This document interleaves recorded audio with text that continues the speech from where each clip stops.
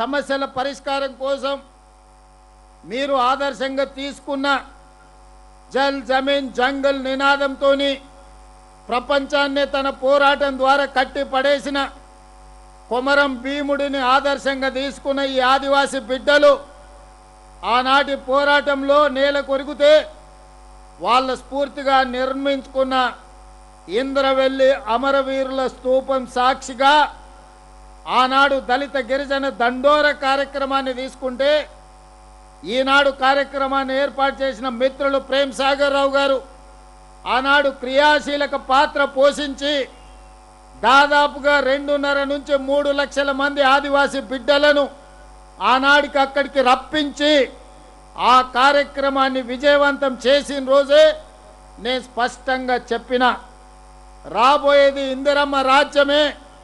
ఇందిరమ్మ రాజ్యంలో పాలమూరు జిల్లాకు ఎంత ప్రాధాన్యత ఉంటుందో అంతే ప్రాధాన్యత ఆదిలాబాదు జిల్లాకు ఉంటుంది.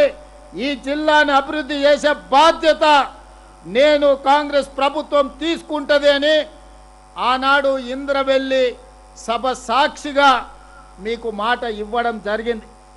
అందుకే మిత్రులారా, ఏ అభివృద్ధి కార్యక్రమైనా, ఏ సంక్షేమ కార్యక్రమమైనా, ఏ అవకాశం వచ్చినా ఆదిలాబాదు జిల్లా ప్రాంతానికి వచ్చి ఈ ఆదివాసీ బిడ్డలు వెనుకబడిన ప్రాంతంలో ఉండే సోదరులను కలిసి ఈ సంక్షేమ అభివృద్ధి కార్యక్రమాలను ఈ గడ్డ మీద నుంచే ప్రారంభించుకుంటున్నాం. ఈనాడు ఎన్ని కార్యక్రమాలు తీసుకున్నా దాదాపుగా 60-70 సంవత్సరాల నిర్లక్ష్యం ఆదిలాబాద్కు జరిగిన అన్యాయాన్ని తీర్చాలంటే అంత ఆషామాషిగా అంత తొందరగా మీ సమస్యలు పరిష్కారం కావు అని నాకు తెలుసు. కానీ ఈ రాష్ట్ర ముఖ్యమంత్రిగా, మీ సోదరుడిగా, మీ అభిమాన నాయకుడుగా ఈనాడు ఈ ఆదిలాబాదు ప్రాంతాన్ని అభివృద్ధి చెందిన ప్రాంతంగా ముందుకు నడిపించాలి అంటే ముక్కవోని దీక్షతో నిరంతరం మీ సమస్యల్ని తెలుసుకుంటూ వాటిని పరిష్కరించుకుంటూ మిమ్మల్ని తోడుగా తీసుకొని నడవడమే నా లక్ష్యంగా ఈనాడు ఈ ప్రయత్నం చేస్తున్న మిత్రులారా, ఈనాడు ఈ ఆదివాసీ బిడ్డలు మనులు అడగలేదు, మాణిక్యాలు అడగలేదు, వజ్రాలు వైదూర్యాలు అడగలేదు.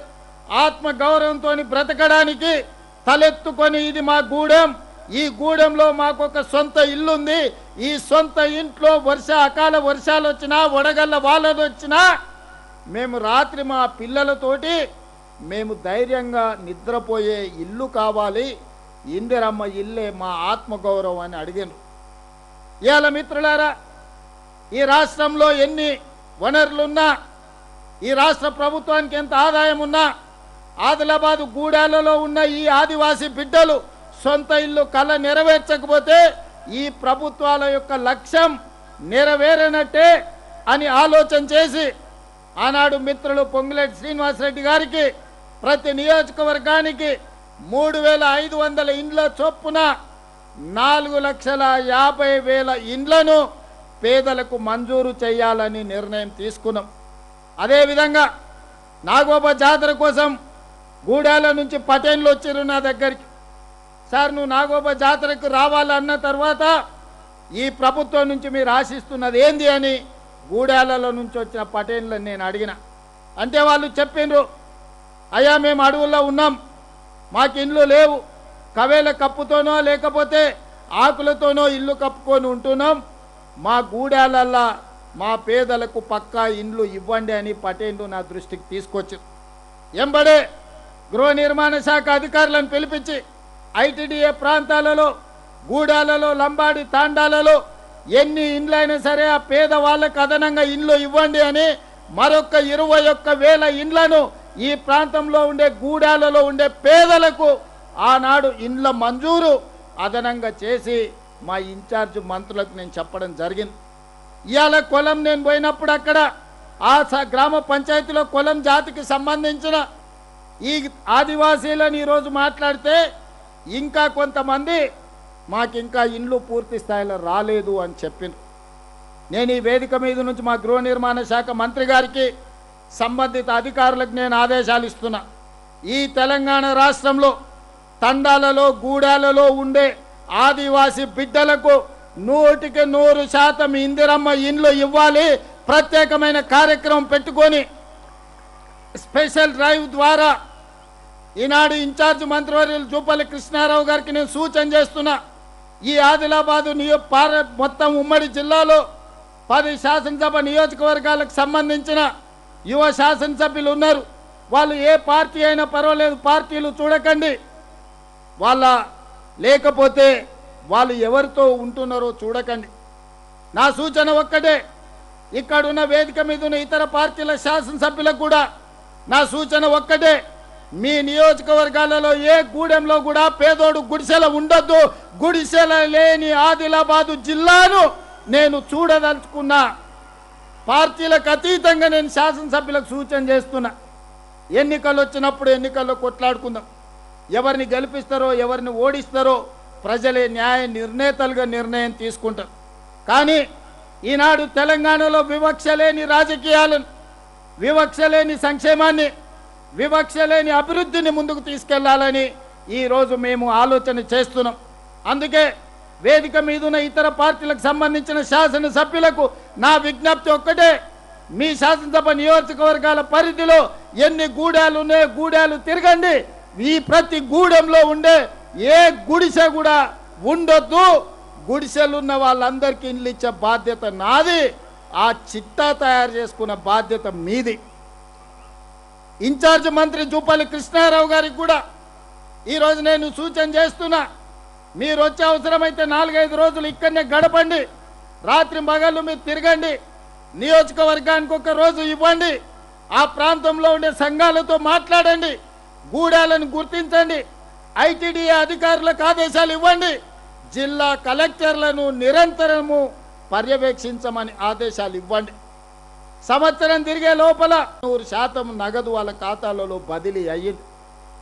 నాకెన్ని కష్టాలున్నా జీతభత్యాలు ఇవ్వడానికే కష్టం అనిపిస్తున్న సందర్భంలో, పిల్లల ఫీజులు చెల్లించాలంటే కష్టమవుతున్న సందర్భంలో, ప్రభుత్వ ఉద్యోగస్తులకు పెన్షన్లు ఇవ్వాలంటే కూడా కష్టమవుతున్న సందర్భంలో, ఏ కష్టం వచ్చినా కష్టాన్ని ఎదుర్కొన్నా కానీ ఇందిరమ్మ ఇండ్ల బిల్లులు మాత్రం 1 గంట కూడా ఆగకుండా మీ ఖాతాలలో వేసిన మాట వాస్తవం కాదా? మీరు ఒక్కసారి ఆలోచన చేయండి మిత్రులారా. ఇవాళ నా తపనంత ఒక్కటే, మేము జూబ్లీ హిల్స్లో, బంజారా హిల్స్లో, లేకపోతే సెక్రటేరియట్లను, లేకపోతే పంజగుట్ట చౌరస్తలో భవంతులలో మేము ఉంటే సరిపోదు. ఈ భవంతులు మాకు ఆనందాన్ని ఇవ్వచ్చు కానీ మా రాష్ట్ర ప్రజలకు అసంతృప్తిని కలిగిస్తాయి. అందుకే ఈరోజు ఎంత ఆగర్భ శ్రీమంతుడైనా, టాటా అయినా, బిర్లా అయినా, అదానీ అయినా, అంబానీ అయినా పెద్ద పెద్ద సొంత భవనాలు కట్టుకుంటున్నారు. ఈరోజు అదానీ అంబానీకి వాళ్ళ స్థాయికి తగ్గట్టు ఇండ్లు ఉంటే, ఈరోజు మా ఆదివాసీ బిడ్డలకు వాళ్ళ ఆత్మ గౌరవం కోసం ఇందిరమ్మ ఇండ్లు ఉండాలన్నదే ఈరోజు మా ప్రభుత్వం యొక్క ఆలోచన. అందుకే మిత్రులారా, ఈనాడు గతంలో ఇచ్చిన 4.5 లక్షలల్లా 1,20,000 ఇండ్లను 13 నెలలు పూర్తయ్యే లోపల ఈనాడు ప్రారంభోత్సవం చేసుకున్నాం. మళ్ళొక మాట చెప్పదలుచుకుని ఇవాళ సెప్టెంబర్ 17, 2026 నాడు ఇంకొక 1,00,000 ఇండ్లకు గృహప్రవేశాలు చేయడానికి సంపూర్ణమైన ఏర్పాట్లు చేస్తాం. మరో 1,00,000 ఇండ్లకు గృహప్రవేశం చేసుకోవడానికి ఏర్పాట్లు చేయాల్సిందిగా, ఆ పనులను పర్యవేక్షించి వాళ్ళకు అవసరమైన నిధులను విడుదల చేయాల్సిందిగా మిత్రులు పొంగులేటి శ్రీనివాసరెడ్డి గారికి నేను ఈ వేదిక మీద నుంచి ఆదేశాలు ఇస్తున్నా.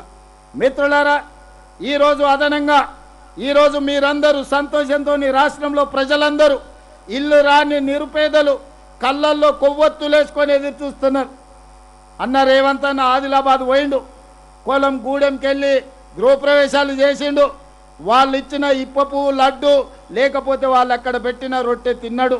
మొక్కజొన్నలు కాల్చినవి పెడితే సంతోషంగా భోజనం చేసిండు. ఇవన్నీ బాగానే ఉన్నాయి. ఇల్లు వచ్చిన వాళ్ళ కళ్ళల్లో ఆనందం ఉంది.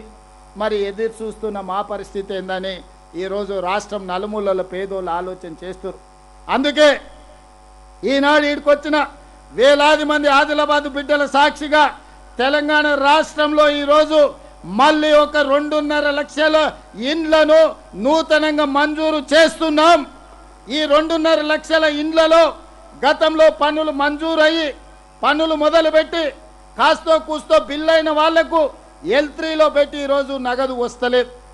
ఇల్లు మంజూరైన వాళ్ళు ఇల్లు కట్టుకోలేకపోతున్నారు.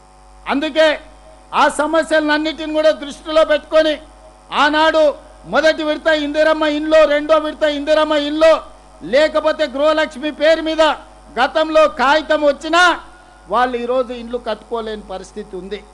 వాళ్ళందరినీ కూడా ఈనాడు ఈ పథకంలో వాళ్ళని భాగస్వాములను చేసి వాళ్ళకు కూడా ఇల్లు కట్టుకోవడానికి నిధులు ఇచ్చే బాధ్యత ఈ రాష్ట్ర ప్రభుత్వం తీసుకుంటుంది.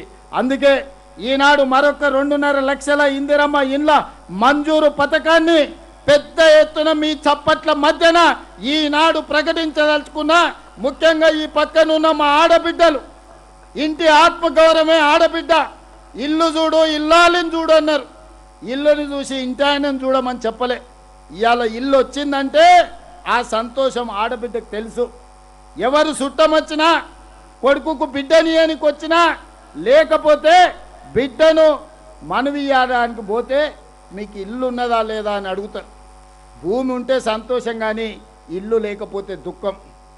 అందుకే ఈనాడు మా ఆడబిడ్డల కళ్ళల్లో సంతోషం చూడడానికి, మా ఆడబిడ్డలు నిండు మనసుతో ఆశీర్వదించడానికి విచ్చేసినందుకు ఈనాడు 2.5 లక్షల ఇందిరమ్మ ఇండ్లను ఇవాళ మంజూరు చేస్తున్నాం. ముఖ్యంగా ఆదిలాబాద్కు గూడాలలో ఎక్కడ కూడా గుడిసెలు ఉండొద్దు. గుడిసెలు లేని గూడాలను ఈరోజు నేను చూడాలని నేను అనుకుంటున్నాను. అందుకే గూడాలలో ఉండే పటేన్లకు కూడా నా విజ్ఞప్తి, మీ గూడెంలో ఉండే ప్రతి వాడికి ఇల్లు ఇప్పించే విధంగా మీరు గ్రామ సభలు పెట్టి మీరు మాట్లాడుకొని మీరు లిస్టు తయారు చేయండి. మీకు ఇల్లు ఇచ్చే బాధ్యత ఈ రాష్ట్ర ప్రభుత్వం తీసుకుంటుంది. అదేవిధంగా ఆదిలాబాద్ అనగానే ఆనాడు ప్రాణహిత చేవెళ్ళ ప్రాజెక్టు గుర్తొస్తుంది.